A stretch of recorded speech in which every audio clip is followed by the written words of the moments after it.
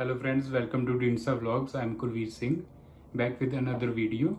So if you have not subscribed to my channel, please subscribe to Dinsa Vlogs and share it with as many people as you can. And this video is gonna be related to driving license. It's gonna mix of both Punjabi and English. So let's begin the vlog. So firstly, somebody comment like please make a video related to driving license. So here I'm gonna explain everything in detail, as well as I'm gonna give an overview of what you need to do and when you need to do.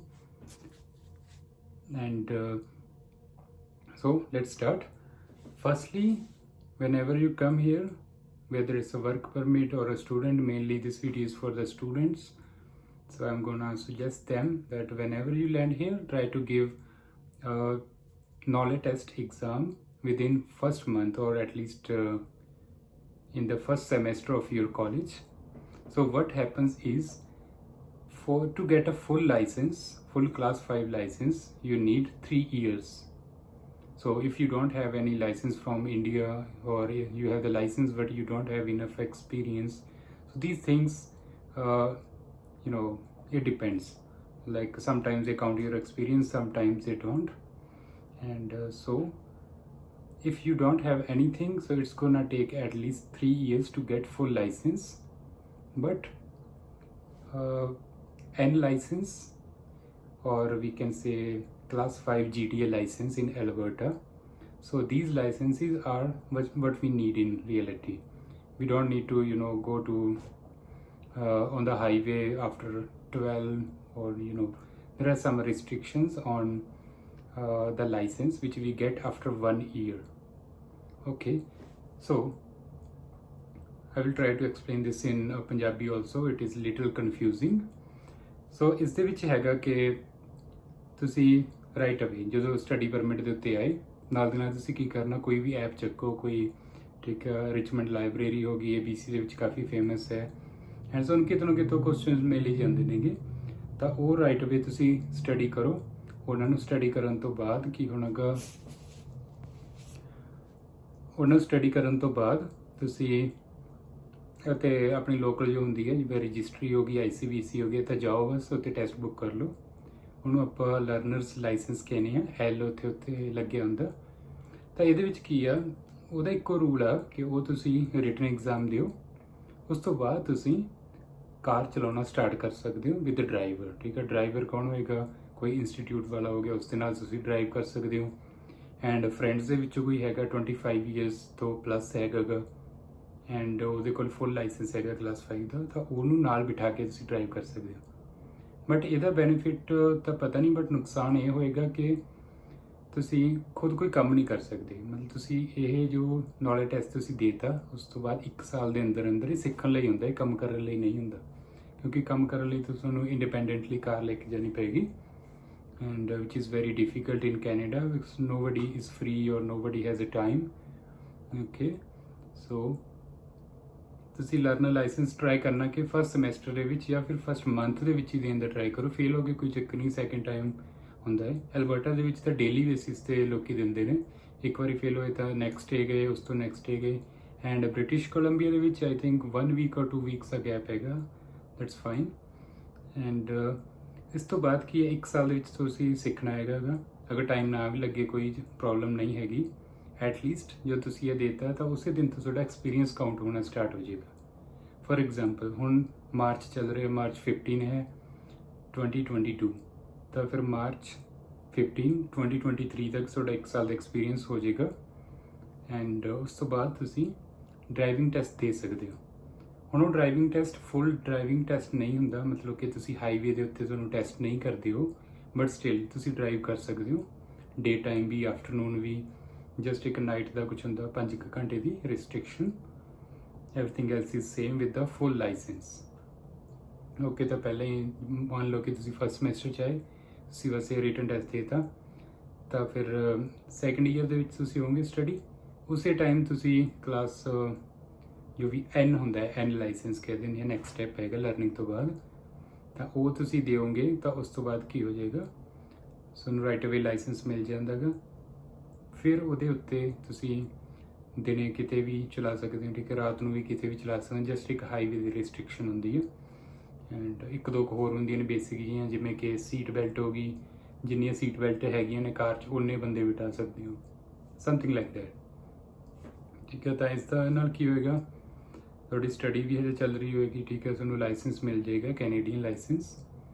ਉਸ ਤੋਂ ਬਾਅਦ ਤਾਂ ਫਿਰ ਅੱਗੇ ਜੋ ਤੁਹਾਨੂੰ ਇਹ licence ਮਿਲ ਗਿਆ ਤਾਂ 2 ਸਾਲ ਹੋਰ ਤੁਸੀਂ ਇਹ ਰੱਖਣਾ ਹੁੰਦਾ। 2 ਸਾਲ ਰੱਖ ਕੇ ਲਾਇਸੈਂਸ ਫਿਰ ਤੁਸੀਂ ਐਡਵਾਂਸ ਲਾਇਸੈਂਸ ਦੇ ਸਕਦੇ ਹੋ। ਬਿਲਕੁਲ ਸੇਮ ਹੁੰਦਾ ਸਭ ਕੁਝ, ਬਸ ਉਸ ਦੇ ਵਿੱਚ ਇੱਕ ਹਾਈਵੇ ਦੇ ਉੱਪਰ ਲੈ ਕੇ ਜਾਂਦੇ ਨੇ ਤੁਹਾਨੂੰ, ਕਿਉਂਕਿ ਉਹਦੇ ਵਿੱਚ ਅਲੱਗ ਚੀਜ਼ਾਂ ਆ ਜਾਂਦੀਆਂ ਨੇ, ਕਾਫੀ ਫਾਸਟ ਹੁੰਦੀਆਂ ਨੇ ਉਹ ਚੀਜ਼ਾਂ। ਹਾਈਵੇ 'ਤੇ ਕਿਵੇਂ ਮਰਜ ਹੋਣਾ ਐਂਡ ਕਿਵੇਂ ਸਪੀਡ ਮੇਨਟੇਨ ਕਰਨੀ ਹੈ, ਲੇਨ ਚੇਂਜ ਹੋ ਗਿਆ, ਉਹ ਕੁਝ ਐਡੀਸ਼ਨਲ ਚੀਜ਼ਾਂ ਹੁੰਦੀਆਂ ਨੇ। ਤਾਂ ਉਹ ਮਤਲਬ 3 ਸਾਲ ਤੁਹਾਡੇ ਜਦੋਂ ਕੰਪਲੀਟ ਹੋ ਗਏ ਤਾਂ ਉਸ ਤੋਂ ਬਾਅਦ ਉਹ ਟੈਸਟ ਦੇ ਸਕਦੇ ਹੋ। ਇਹ ਆ ਗਿਆ ਬੇਸਿਕ ਪ੍ਰੋਸੀਜਰ ਜੋ ਆਪਣੇ ਇੱਥੇ ਕਿਸੇ ਵੀ ਪ੍ਰੋਵਿੰਸ 'ਚ ਹੋਈਏ ਫੋਲੋ ਕਰਨਾ ਪੈਂਦਾ। ਐਂਡ ਵਿੱਚ ਇਹਦੇ ਵਿੱਚ ਕੁਝ ਐਗਜ਼ੈਪਸ਼ਨਸ ਆ ਜਾਂਦੀਆਂ ਨੇ। ਫੋਰ ਐਗਜ਼ਾਮਪਲ ਤੁਸੀਂ ਇੰਡੀਅਨ ਲਾਇਸੈਂਸ ਹੈਗਾ ਗਾ, ਉਸ ਦੇ ਉੱਤੇ ਹੀ ਚਲਾਈ ਜਾਂਦੇ ਹੋ, ਚਲਾ ਸਕਦੇ ਆਪਾਂ ਇੱਥੇ BC ਦੇ ਵਿੱਚ, ਬਟ ਇਹ ਹਜੇ ਤੱਕ ਕਿਸੇ ਨੂੰ ਕਲੀਅਰ ਨਹੀਂ ਹੈਗਾ, ਕਿਉਂਕਿ ਕਈ ਵਾਰ ਤਾਂ ਕਹਿੰਦੇ ਨੇ ਕਿ ਤੁਸੀਂ 1 ਈਅਰ ਤੱਕ ਚਲਾ ਸਕਦੇ ਹੋ ਅਗਰ ਸਟੂਡੈਂਟ ਹੋ। ਅਤੇ ਜਿਵੇਂ ਕਿ ਮੈਨੂੰ ਸੁਣਨ ਦੇ ਵਿੱਚ ਆਇਆ ਸੀਗਾ ਕਿ ਜਦੋਂ ਤੱਕ ਤੁਹਾਡੀ ਸਟੱਡੀ ਚੱਲ ਰਹੀ ਹੈ ਉਸ ਟਾਈਮ ਚਲਾ ਸਕਦੇ ਹੋ। ਐਂਡ ਵਿਜ਼ਟਰ ਵਾਲਿਆਂ ਲਈ ਹੁੰਦਾ ਕਿ 90 ਡੇਜ਼ ਤੱਕ ਤੁਸੀਂ ਚਲਾ ਸਕਦੇ ਹੋ। ਇਹ ਅਲੱਗ-ਅਲੱਗ ਚੀਜ਼ਾਂ ਨੇ, ਬਟ ਮੈਂ ਕਹੂੰਗਾ ਕਿ ਉਸ ਦੇ ਉੱਤੇ ਜ਼ਿਆਦਾ ਡਿਪੈਂਡ ਨਹੀਂ ਰਹਿਣਾ ਚਾਹੀਦਾ, ਕਿਉਂਕਿ ਜਦ ਵੀ ਫਿਰ ਪੁਲਿਸ ਵਗੈਰਾ ਨੇ ਪੁੱਲ ਕੀਤਾ ਤਾਂ ਉਹ 'ਚ ਪ੍ਰੋਬਲਮ ਆ ਸਕਦੀ ਹੁੰਦੀ ਹੈ। ਐਂਡ ਚਲਾਨ ਵਗੈਰਾ ਟਿਕਟਸ ਕਹਿੰਦੇ ਨੇ ਇੱਥੇ, ਉਹ ਮਿਲ ਜਾਂਦੀਆਂ। ਐਂਡ ਬਟ ਫਿਰ ਵੀ ਅਗਰ ਤੁਹਾਡੇ ਕੋਲ ਇੰਡੀਅਨ ਲਾਇਸੈਂਸ ਹੈਗਾ 2 ਸਾਲ ਪੁਰਾਣਾ, ਤਾਂ ਉਹਨੂੰ ਇਹ ਮੋਸਟ ਪ੍ਰੋਬੇਬਲੀ 95% ਕੇਸਿਸ ਦੇ ਵਿੱਚ ਇਹ ਮੰਨ ਹੀ ਲੈਂਦੇ ਨੇ। ਫਿਰ ਕੀ ਹੈ, ਤਾਂ ਸਟੂਡੈਂਟ ਕੀ ਕਰਦੇ ਨੇ, ਸਾਰਾ ਸਟੱਡੀ ਪਰਮਿਟ ਦੇ ਉੱਤੇ ਜਦੋਂ ਵੀ ਕਾਰ ਲੈਂਦੇ ਨੇ, ਠੀਕ ਹੈ, ਇੰਡੀਅਨ ਲਾਇਸੈਂਸ 'ਤੇ ਲੈਂਦੇ ਨੇ, ਇੰਸ਼ੋਰੈਂਸ ਜ਼ਿਆਦਾ ਪੇ ਕਰਦੇ ਨੇ। ਉਹ ਉਹਨਾਂ ਦੀ ਚਲੋ ਠੀਕ ਹੈ ਪਰਸਨਲ ਚੀਜ਼ ਹੈਗੀ ਹੈ ਕਿ ਉਹ ਕੈਨੇਡੀਅਨ ਲਾਇਸੈਂਸ ਲੈ ਕੇ ਇੰਸ਼ੋਰੈਂਸ ਘੱਟ ਕਰਨਾ ਚਾਹੁੰਦੇ ਨੇ ਜਾਂ ਫਿਰ ਇੰਡੀਅਨ ਲਾਇਸੈਂਸ ਹੀ ਰੱਖਣਾ ਚਾਹੁੰਦੇ ਨੇ ਐਂਡ ਇੰਸ਼ੋਰੈਂਸ ਜ਼ਿਆਦਾ ਦੇਣੀ ਚਾਹੁੰਦੇ ਨੇ, that's their own choice. But ਜਦੋਂ ਉਹਨਾਂ ਦੀ ਸਟੱਡੀ ਪੂਰੀ ਹੁੰਦੀ ਹੈ ਤਾਂ ਉਹ ਕੀ ਕਰਦੇ ਨੇ, ਇੰਡੀਅਨ ਲਾਇਸੈਂਸ ਉੱਤੇ ਸਬਮਿਟ ਕਰ ਦਿੰਦੇ ਨੇ, ਤਾਂ ਉਹ ਰੱਖ ਲੈਂਦੇ ਨੇ। ਨੌਲੇਜ ਟੈਸਟ ਵੀ ਲਈ ਜਦੋਂ ਤੁਸੀਂ ਜਾਓਗੇ ਤਾਂ ਇੰਡੀਅਨ ਲਾਇਸੈਂਸ ਉਹ ਪੁੱਛਦੇ ਹੁੰਦੇ ਨੇ ਕਿ ਤੁਸੀਂ ਇਸ 'ਤੇ ਚਲਾਉਣਾ ਹੈ ਜਾਂ ਸਾਨੂੰ ਸਬਮਿਟ ਕਰਾਉਣਾ ਹੈ। ਤਾਂ ਮੇਨਲੀ ਉੱਥੇ ਮੈਂ ਕਹੂੰਗਾ ਕਿ ਤੁਸੀਂ ਸਬਮਿਟ ਨਾ ਕਰੋ, ਲਾਇਸੈਂਸ ਇੰਡੀਅਨ ਆਪਣੇ ਕੋਲ ਹੀ ਰੱਖੋ। ਫਿਰ ਨੌਲੇਜ ਟੈਸਟ ਤੋਂ ਬਾਅਦ ਜੋ ਤੁਸੀਂ ਉੱਥੇ ਤੁਹਾਡੇ ਰੈਕੋਰਡ 'ਚ ਆ ਗਿਆ ਕਿ ਇੰਡੀਅਨ ਲਾਇਸੈਂਸ ਹੈਗਾ ਏ ਐਂਡ ਐਕਸਪੀਰੀਅੰਸ ਵੀ ਹੈਗਾ, ਜਿਵੇਂ ਐਟਲੀਸਟ 2 ਇਅਰਸ ਦਾ ਮੰਗਦੇ ਨੇ, ਤਾਂ ਰਾਈਟ ਅਵੇ ਤੁਹਾਨੂੰ ਤੁਸੀਂ ਨੌਲੇਜ ਟੈਸਟ ਦਿੱਤਾ। ਨੌਲੇਜ ਟੈਸਟ ਤੋਂ ਬਾਅਦ ਰਾਈਟ ਅਵੇ ਤੁਹਾਨੂੰ ਜੋ ਐਡਵਾਂਸ ਲਾਇਸੈਂਸ ਹੁੰਦਾ ਗਾ ਉਹਦਾ ਟੈਸਟ ਦੇਣਾ ਪੈਂਦਾ। ਤਾਂ ਤੁਹਾਨੂੰ ਜੋ ਪਹਿਲੇ ਵਾਲਾ ਟੈਸਟ ਹੈਗਾ ਉਸ ਤੋਂ ਬਾਅਦ 1 ਸਾਲ ਦਾ ਵੇਟ ਨਹੀਂ ਕਰਨਾ ਪੈਂਦਾ। ਫਿਰ ਦੂਸਰੇ ਵਾਲਾ ਜੋ ਤੁਸੀਂ ਰਿਸਟ੍ਰਿਕਸ਼ਨਸ ਨਾਲ ਦਿੰਦੇ ਹੋ ਉਹ ਟੈਸਟ ਦੇ ਕੇ ਫਿਰ 2 ਸਾਲ ਦਾ ਵੇਟ ਕਰਨਾ ਪੈਂਦਾ। ਸਭ ਕੁਝ ਖਤਮ ਹੋ ਜਾਂਦਾ। ਤੁਸੀਂ ਕੀ ਕਰਨਾ, ਨੌਲੇਜ ਟੈਸਟ ਦੇਣਾ, ਇੰਡੀਅਨ ਲਾਇਸੈਂਸ ਉੱਥੇ, ਠੀਕ ਹੈ, ਉਹਨੂੰ ਰੈਕੋਰਡ 'ਚ ਚੜਾ ਦੇਣਾ। ਰਾਈਟ ਅਵੇ ਤੁਹਾਨੂੰ ਐਡਵਾਂਸ ਲਾਇਸੈਂਸ ਦਾ ਡਰਾਈਵਿੰਗ ਟੈਸਟ ਦੇਣਾ ਪਏਗਾ। ਹੁਣ ਇਹਦਾ ਮਤਲਬ ਹੋ ਗਿਆ ਕਿ ਸਾਰਾ ਵਿੱਚ ਵਾਲਾ ਜੋ ਗੈਪ ਹੈਗਾ 3 ਸਾਲ ਦਾ ਉਹ ਖਤਮ ਹੋ ਜਾਂਦਾ। ਐਂਡ ਮੋਸਟਲੀ ਵਰਕ ਕਰਦਾ ਹੈਗਾ, ਬਟ ਕਈ ਵਾਰੀ ਹੈ ਕਿ ਜਿਵੇਂ ਸਰੀ ਦੇ ਵਿੱਚ ਕੇਸਿਸ ਆ ਰਹੇ ਨੇ ਫੇਕ ਲਾਇਸੈਂਸ ਜੇ ਉਹ, ਤਾਂ ਉਹਨਾਂ ਕਰਕੇ ਮੋਸਟ ਪ੍ਰੋਬੇਬਲੀ ਹੋ ਸਕਦਾ ਕਿ ਇਹ ਚੀਜ਼ਾਂ ਖਤਮ ਹੋ ਜਾਣ। ਬਟ ਸਟਿਲ ਇਹ ਚੱਲ ਰਹੀਆਂ ਨੇ ਕਿ ਇੰਡੀਅਨ ਲਾਇਸੈਂਸ ਦਿਓ ਉੱਥੇ, ਨੌਲੇਜ ਟੈਸਟ ਤੋਂ ਬਾਅਦ ਰਾਈਟ ਅਵੇ ਤੁਸੀਂ ਐਡਵਾਂਸ ਕਲਾਸ 5 ਲਾਇਸੈਂਸ ਦੇ ਸਕਦੇ ਹੋ। ਇਹ ਆ ਗਈਆਂ ਰਿਸਟ੍ਰਿਕਸ਼ਨਸ ਵਗੈਰਾ, ਸੌਰੀ ਦਾ ਐਗਜ਼ੈਂਪਸ਼ਨਸ ਜੋ ਇਸ ਦੇ ਵਿੱਚ ਹੈਗੀਆਂ ਨੇ। ਅਤੇ ਅਗਰ ਉਹ ਇਸ ਤਰ੍ਹਾਂ ਤੁਹਾਡੇ ਕੋਲ ਕੋਈ ਲਾਇਸੈਂਸ ਨਹੀਂ ਹੈਗਾ, ਇਨਫ ਐਕਸਪੀਰੀਅੰਸ ਨਹੀਂ ਹੈਗਾ, ਤਾਂ ਜੋ ਮੈਂ ਪ੍ਰੋਸੀਜਰ ਦੱਸਿਆ ਹੈ ਉਹੀ ਹੈ ਸਿੰਪਲ।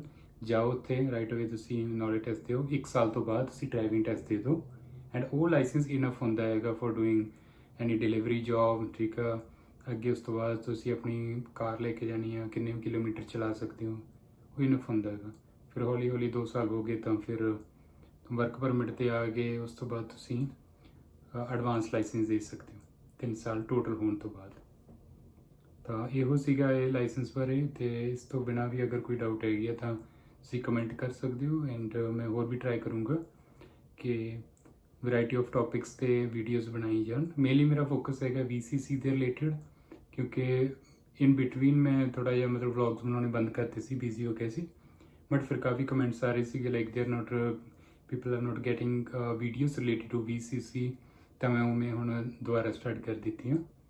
ਇਸ ਤੋਂ ਬਿਨਾਂ ਮੈਂ ਹੋਰ ਵੀ ਬਹੁਤ ਵੀਡੀਓਜ਼ ਬਣਾਈਆਂ ਲਾਈਕ ਵਰਕ ਪਰਮਿਟ ਕਿਸ ਤਰ੍ਹਾਂ ਅਪਲਾਈ ਕਰਨਾ ਹੈਗਾ, and or general knowledge videos. And that's all about this video. Thank you so much.